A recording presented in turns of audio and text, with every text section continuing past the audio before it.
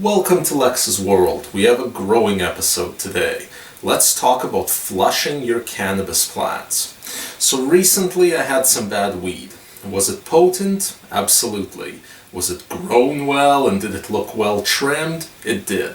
Did it taste like garbage? Yep.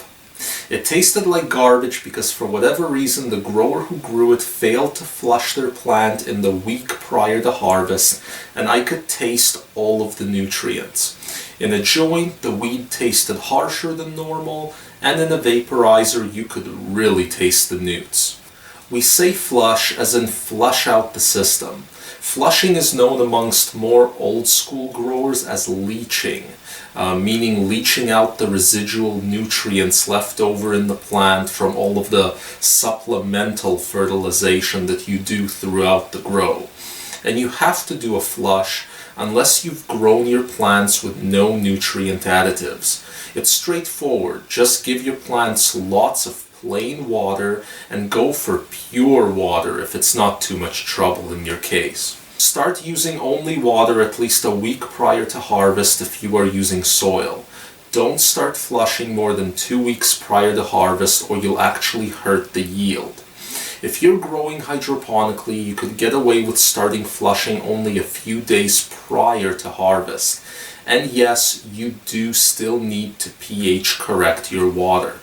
And you are going to be watering hard. Whatever you've been watering, you should be increasing it significantly for the flushing. Beyond pH, I wouldn't put anything in your water. There are so-called flushing solutions that expedite the leaching process, and I'll link to one in the description, but unless you've missed the flushing deadline, the recommended deadline of a week or so, then you likely don't need any such solution. The leaves of the plant can also be flushed and disinfected before harvest in various ways, though these are considered advanced methods. If you've seen my episode on UV lighting, take note.